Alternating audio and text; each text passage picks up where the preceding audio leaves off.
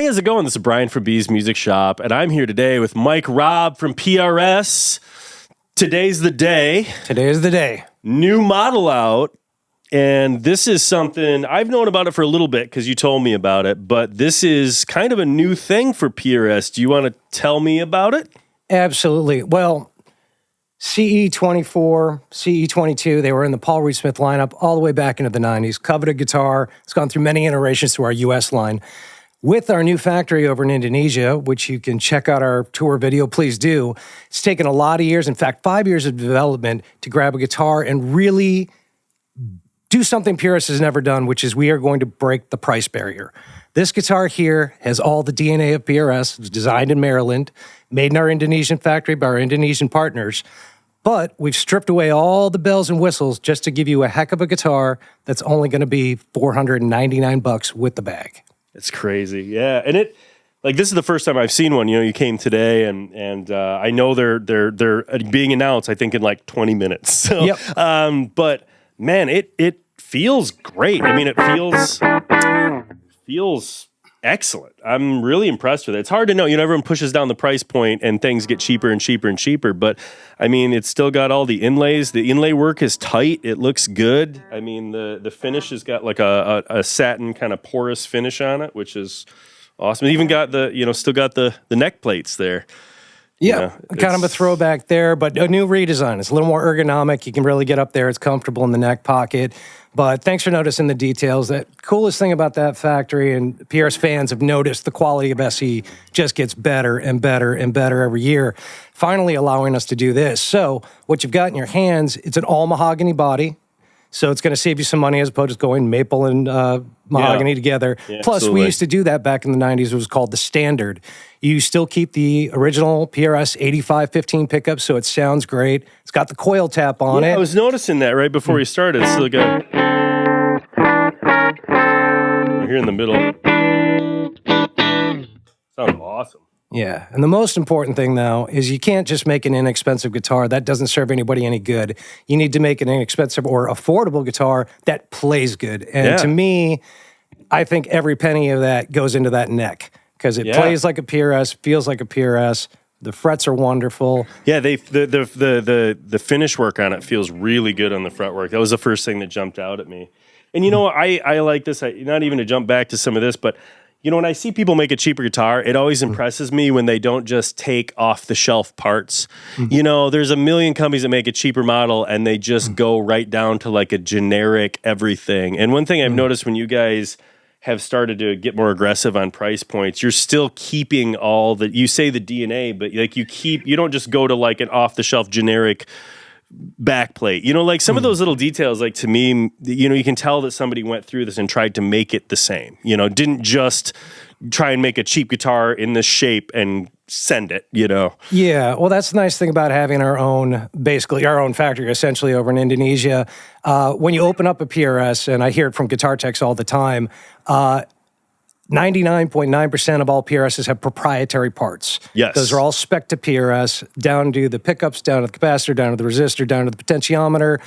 And so, even though it's only $499, it's a PRS. Yeah. And no matter what level of player you're at, if you're an experienced guy who just wants a heck of a backup, or you're an intermediate guy who's not satisfied with the way their particular guitar plays at the moment, that's a really crazy amount of, I'm sorry, I've sold PRS for a long time. My personal PRSs, I'll have that, you know, thousands and plus. Yeah. So for me to wrap my brain around that, our team was able to do this. Our engineers in U.S., going back and forth with our partners overseas, bringing their guys to our factory, really working as a team. It's just mind-blowing that they could make that quality at that price point. Yeah, it's really impressive to me. And it feels good. I mean, you could tell me this guitar was $800 and I wouldn't even set off any of my like bullshit, you know, kind of stuff. It's great.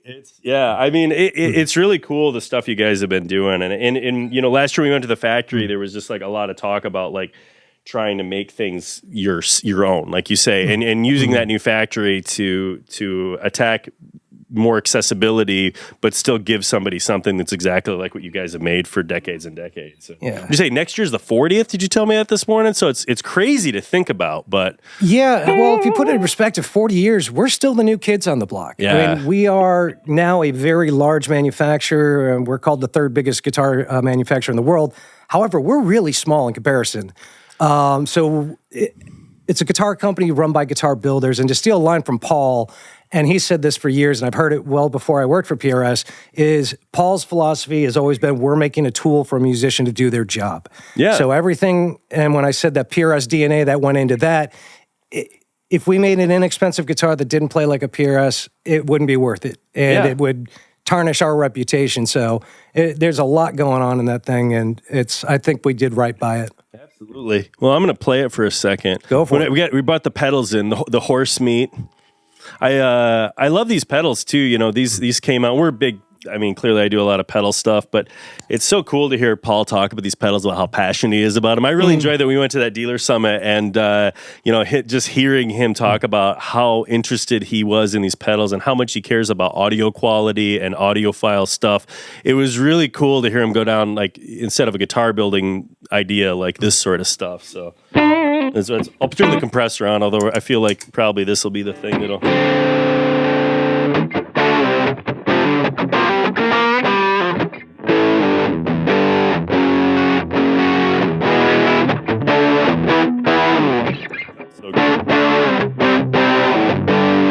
It just plays great too, and I like the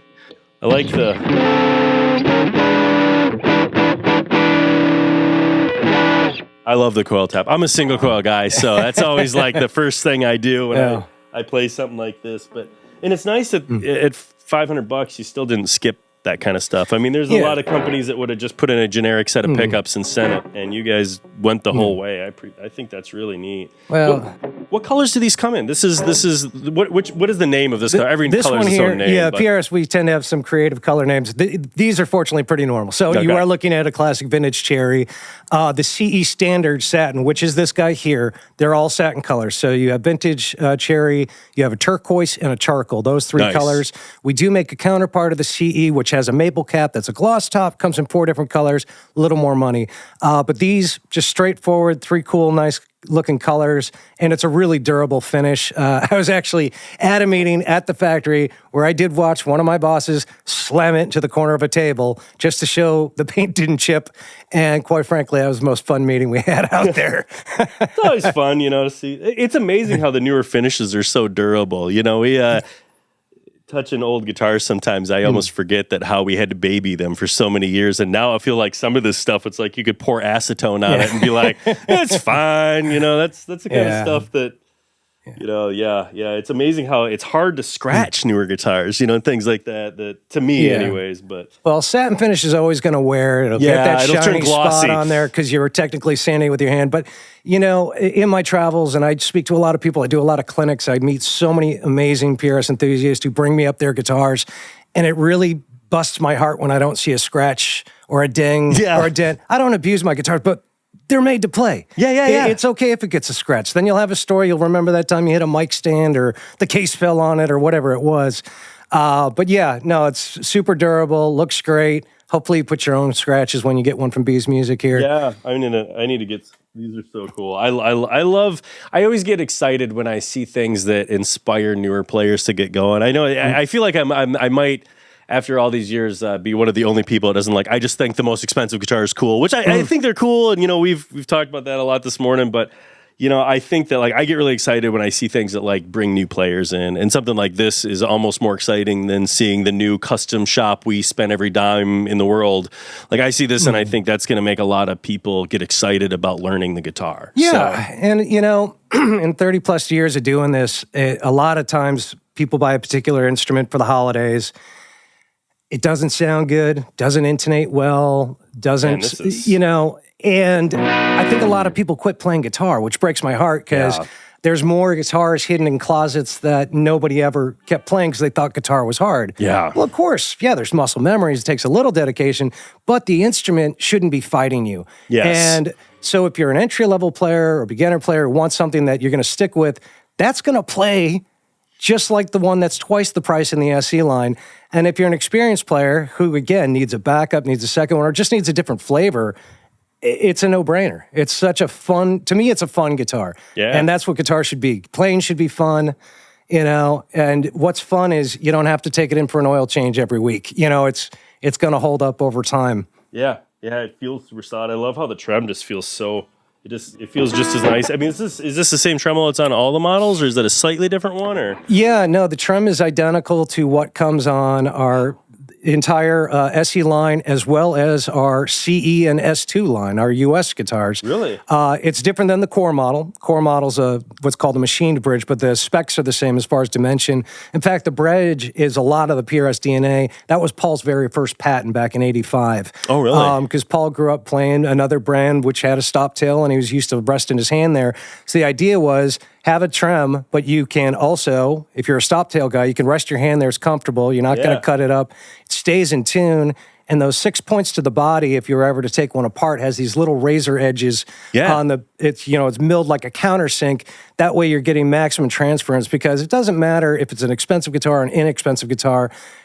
Tuning machine has to be right, the nut has to be right, the bridge has to be right. It's all about transferring that energy from the string to the body, and that's when you strum a good guitar, you feel it in your belly without it even being plugged in. I mean, and that trick with that razor edge, I mean, that goes back to things that luthiers had to do to get vintage guitars to stay in tune, was you would take them and you would cut notches so that it would return to the same point, because they were unreliable, you know, to come back to the same thing. So, you know, he just took that luthier trick and baked it right in from the get-go, you know, I mean...